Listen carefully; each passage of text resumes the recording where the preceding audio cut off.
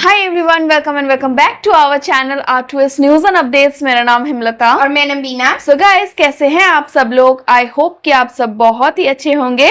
आज हम लोग जिस पर रिएक्ट करने वाले हैं वो है India destroyed its own missile while testing ballistic missile defence, 5000 kilometre missile will fail. So guys, video इन तक देखिएगा, अच्छा लगे लाइक कर देना, शेयर कर देना, सब्सक्राइब कर दो हमारे चैनल को। और जब वीडियो की लिंक आपको डिस्क्रिप्शन बॉक्स में मिल जाएगी, वो जाके आप लोग फटाफट चेकआउट कर लो। सो लेट नहीं करते, let's get started. And guys, हमारे और 2 रिएक्शन चैनल्स हैं जिसका लिंक आपको डिस्क्रिप्शन बॉक्स में मिल जाएगी, जरूर से आके चेकआउट कर लीजिएगा। स्टार्ट।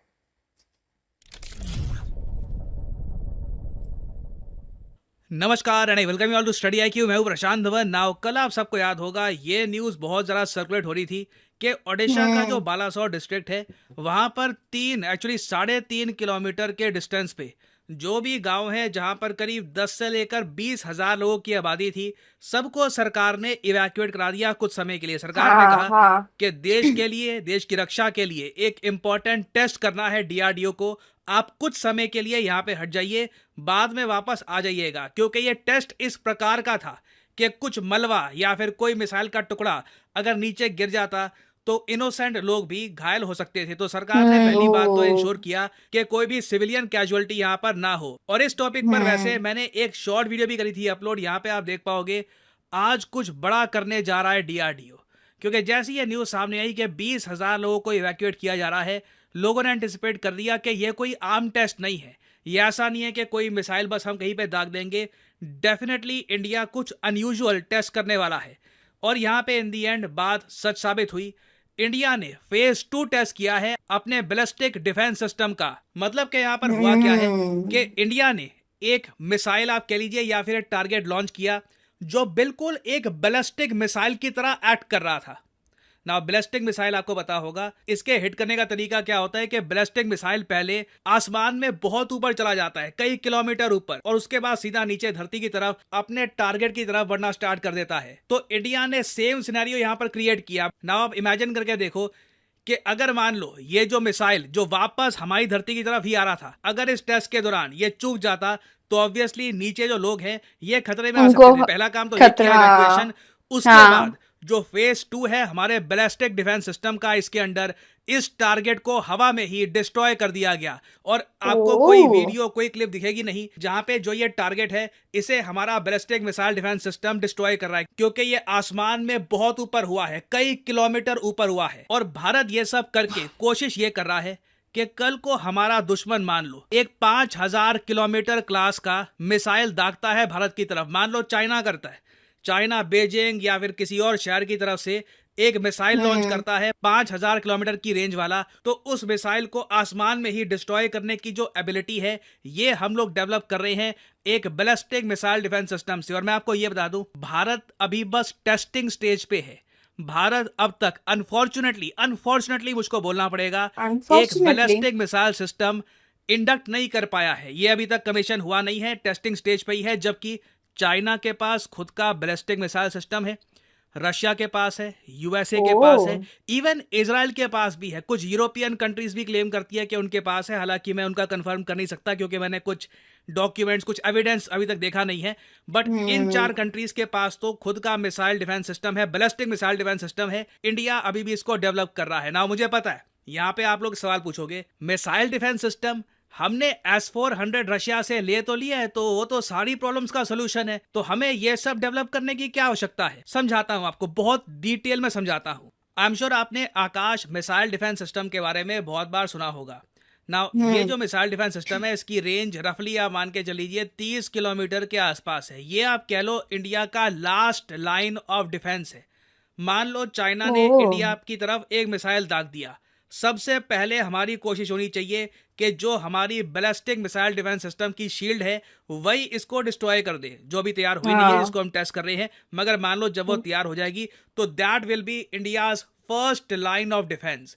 अगर मान लो हमारी मिसाइल डिफेंस सिस्टम की जो शील्ड है ये फेल कर गई, चाइना का मिसाइल आगे निकल गया, फिर S-400 आता है, S-400 भी फेल कर गया, तो आकाश हमारा आखिरी यहाँ पे ऑप्शन होगा, क्योंकि S-400 से बहुत ज़्यादा कम रेंज है आकाश की। तो यहाँ पे आप समझ गए होंगे कि किस तरीके से इंडिया खुद की रक्षा करेगा in case a missile is fired eight India. अब अगला सवाल यहाँ पे आपका ये आएगा, चलो ठीक है, बैलिस्टिक मिसाइल डिफेंस सिस्टम ये हम कर रहे थे टेस्ट, मगर हर जगह ये क्यों लिखा हुआ है कि ये फेज 2 था। फेज 2 का क्या मतलब होता है, समझाता हूँ आपको। देखो, जो हमारा बैलिस्टिक मिसाइल डिफेंस सिस्टम होगा इसके 2 फेजेस होंगे। जी हाँ, 2 लेयर्स होंगी, क्योंकि जब बैलिस्टिक मिसाइल किसी कंट्री की तरफ बढ़ रहा होता है 2 बार कोशिश की जाती है एटलीस्ट कि उसको आसमान में ही डिस्ट्रॉय कर दिया जाए। S-400 मिसाइल डिफेंस सिस्टम को यूज करने की आवश्यकता ही ना है। तो हमारा जो बैलिस्टिक मिसाइल डिफेंस सिस्टम है जिसको हम तैयार कर रहे हैं, इसका फेज 1 है PAD, जिसकी फुल फॉर्म है पृथ्वी एयर डिफेंस। ये टेस्ट करने के बाद इंडिया उन एलीट ग्रुप ऑफ कंट्रीज में आ गया था जिसने आसमान में ही एक बैलिस्टिक मिसाइल को डिस्ट्रॉय कर दिया था। नाउ पृथ्वी एयर डिफेंस के बाद आता है AAD, मतलब कि एडवांस एयर डिफेंस। तो अभी जो हमने टेस्ट किया है ये फेज 2 का टेस्ट किया है। तो जो ये 2 लेयर्स हैं ये देखो भारत की रक्षा करेगी ना। अगेन यहाँ पे आप पूछ सकते हैं क्या ये जो बैलिस्टिक मिसाइल डिफेंस सिस्टम है क्या ये फुल प्रूफ है? ऑब्वियसली नहीं। अगर फुल प्रूफ होता तो हम अग्नि मिसाइल क्यों बनाते?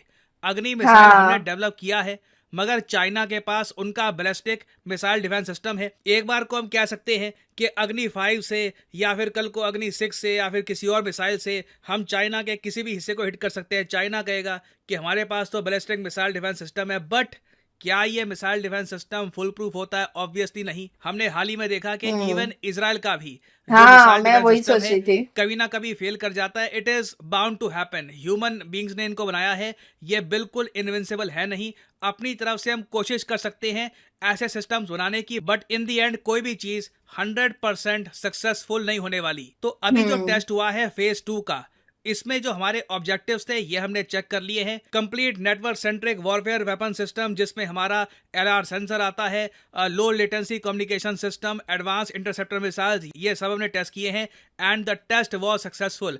अब अगला क्वेश्चन यहाँ पे आपका आएगा, फिर कब हमारा BMD तैयार हो जाएगा? Ballistic missile defence system Bharat को कब मिल जाएगा?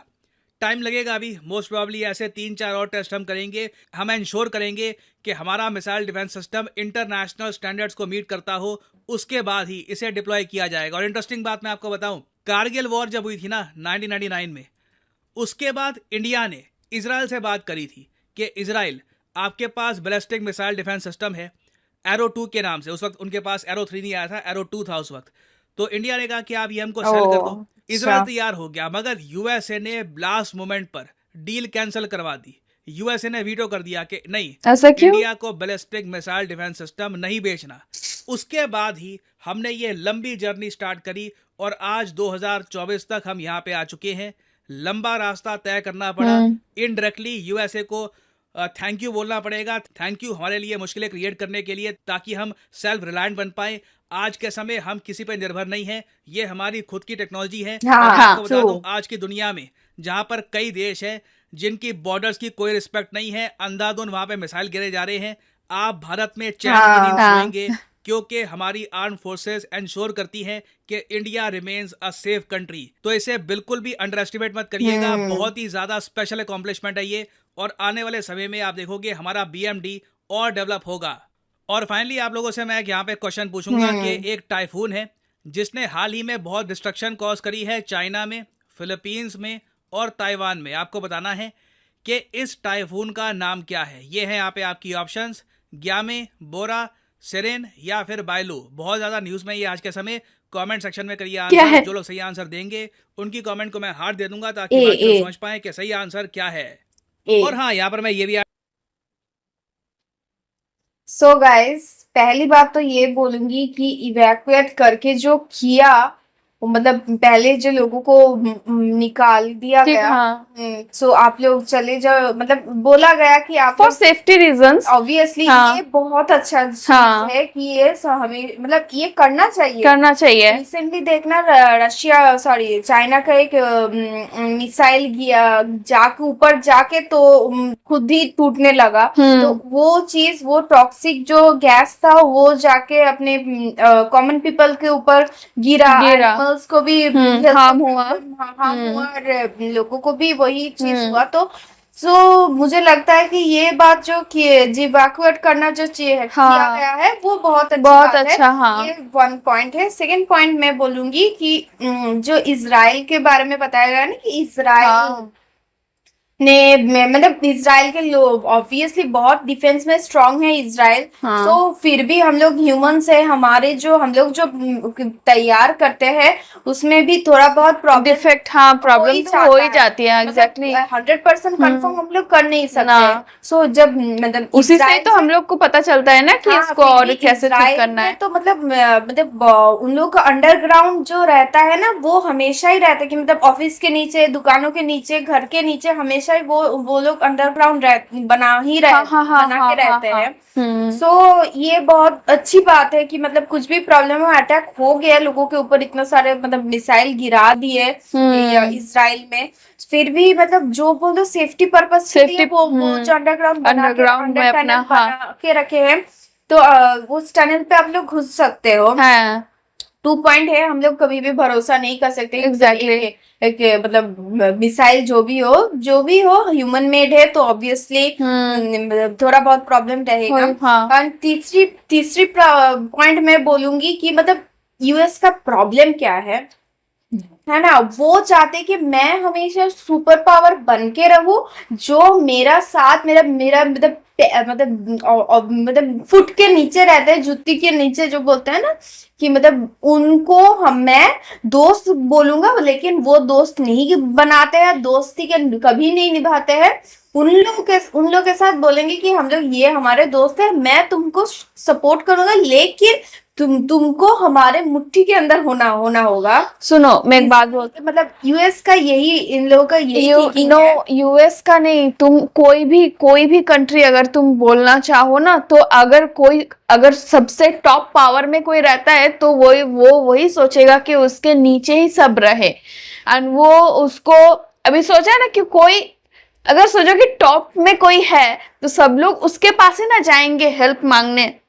समझ रही हो? ऑब्वियसली मैं हाँ। समझ रही हूँ। सो मैं वही बता रही हूँ। हाँ। लेकिन सब जो जिसका कैपेबिलिटी है वो तो टॉप में जाना चाहिए। एग्जैक्टली, वो तो हाँ हाँ। यूएस के पास तो दिमाग नहीं है, नहीं, हमारे पास भी दिमाग है। बिल्कुल। वही चीज रशिया, चाइना और हम लोग करना चाहते हैं, लेकिन वो चीज यूएस को पसंद नहीं है। नहीं। इसलिए देखो ना, रशिया के ऊपर कितने सैंक्शन लगा के रखे हैं। चाइना के ऊपर तो क्या बोले, चाइना के साथ भी प्रॉब्लम है, हम लोगों के साथ भी प्रॉब्लम है। सबके साथ जब वो रशिया यूक्रेन के अटैक हुआ तो कैसे बोल रहे थे आप, कैसे इस साइड जाओ तो उस साइड जाओ, मतलब यूएस के साइड लो तो नहीं तो रशिया के साइड लो। तो हम लोग क्या, हमारे कुछ नहीं है क्या, हम लोग के किसी जगह पे स्टैंड नहीं हो सकते, हम लोग को की साइड लेना पड़ेगा। अभी बोला ना यहाँ पे कि इंडिया की थैंक यू यूएसए को, कि अगर वो वैसा नहीं करता तो आज हमारा इंडिया सेल्फ डिपेंडेंट है। इंडिया को किसी का भी हेल्प का जरूरत नहीं है, बिल्कुल भी नहीं है। लेट हो चुका है, बहुत लेट हो चुका है। इट्स ओके, ऐसा कुछ वो तो कुछ खराब तो नहीं हुआ अल्टीमेटली। बट जो चीज बहुत पहले हो जानी चाहिए, आई मीन देखो it's may be okay, but still की मतलब देखो ना, अभी भी इंडिया का मतलब ऐसे नजर में नहीं देखते कि इंडिया बहुत सुपर पावर टाइप बन सकते हैं, जैसे चाइना के ऊपर जैसे देखते हैं ना कि चाइना को उन यूएस के अंदर, लेकिन नहीं बोलेंगे सामने से, लेकिन उनके ऊपर खौफ है कि चाइना के रशिया के ऊपर चाइना के ऊपर जो यूएस का खौफ है, वो अभी तक इंडिया के ऊपर नहीं आया है। तो ये खौफ भी आना चाहिए। हम लोग फ्रेंड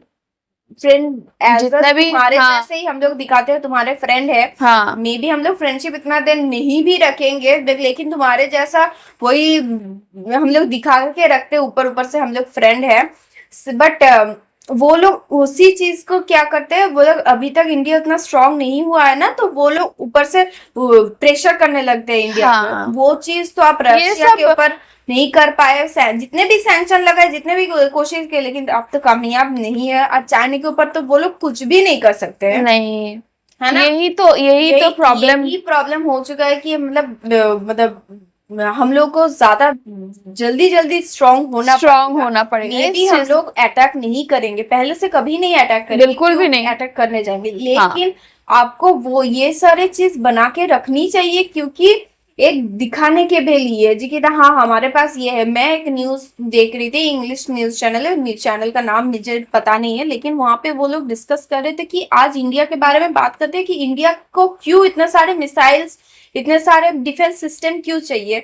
तो वो वहाँ पे बताया गया कि मतलब वैसे ये जो अपने न्यूज चैनल में भी ये लोग जो डिस्कस कर रहे थे उन लोग के उनके ऊपर आने लगा कि इंडिया को क्यों चाहिए। वो लोग धीरे धीरे मतलब डरना शुरू कर दिए हैं, है ना। यही चीज बहुत पहले से ही हो जाना चाहिए। हाँ। अभी भी वो लोग हिम्मत करते कि इंडिया के ऊपर मतलब इंडिया के ऊपर कुछ भी बोल के इन्फ्लुएंस करने की कोशिश करते हैं कि तुम लोग ऐसे गलत कर रहे हो, तुम लोग के हम लोग सैंक्शन दे देंगे, तुम लोग ऐसे नहीं कर सकते। ये जो बोलने की हिम्मत करते हैं, ये बोलने की हिम्मत बहुत पहले ही बंद होना चाहिए। लेकिन हुआ नहीं पर होना चाहिए था, लेकिन धीरे धीरे हाँ, हो रहा है। अभी बहुत स्ट्रॉन्ग है, बहुत डेवलप कर गया है। तो एटलीस्ट बोलने की मतलब मे बी हमारे पास इतना स्ट्रॉन्ग डिफेंस के लिए कुछ नहीं है, लेकिन हम लोग बोल तो सकते हैं। डिप्लोमेटिकली हम लोग बहुत कुछ बोल के आए हैं वेस्ट वर्ल्ड को, है ना। मतलब स्ट्रॉन्ग नहीं है, मतलब डिफेंस स्ट्रॉन्ग नहीं है इंडिया का। डिफेंस सिस्टम भी स्ट्रॉन्ग है, हो गया है कंपैरिजन टू देम। हाँ, यस, ऑब्वियसली मैं वही बता रही हूँ, अभी बहुत स्ट्रॉन्ग बन चुका है इंडिया बहुत। हाँ, कंपेयर करके मैं जो बता रही हूँ, है ना। वही चीज मैं बोलने की कोशिश कर रही हूँ। एग्जैक्टली। सो यही था मेरा 3 पॉइंट। चीज बोलूंगी मतलब प्रशांत सर का वीडियो देखना मुझे बहुत पसंद होता है क्योंकि इतने अच्छे से डिटेलिंग में समझाते हैं। डिटेलिंग इन द सेंस आपको बहुत लंबा वीडियो नहीं बनाते, इन शॉर्ट आपको अच्छे से समझा देते हैं। ये बहुत अच्छा लगता है, बहुत इंटरेस्टिंग बताया ना वीडियो में भी बताया। अच्छे से मैं आपको डिटेल में बताऊंगा, लेकिन कितने अच्छे से छोटे शॉर्ट में बता दिया। सो गाइस, यही था हमारा रिएक्शन। आपको कैसा लगा आप हमें कमेंट में जरूर बताइएगा। अगर यहाँ तक वीडियो देखे हैं, thank you so much for watching our video. अच्छा लगा लाइक कर दो, शेयर कर दो, सब्सक्राइब कर दो हमारे चैनल को। ओरिजिनल वीडियो की लिंक आपको डिस्क्रिप्शन बॉक्स में मिल जाएगी, जरूर से आके चेकआउट कर लीजिएगा। मिलता है नेक्स्ट वीडियो में, बाय।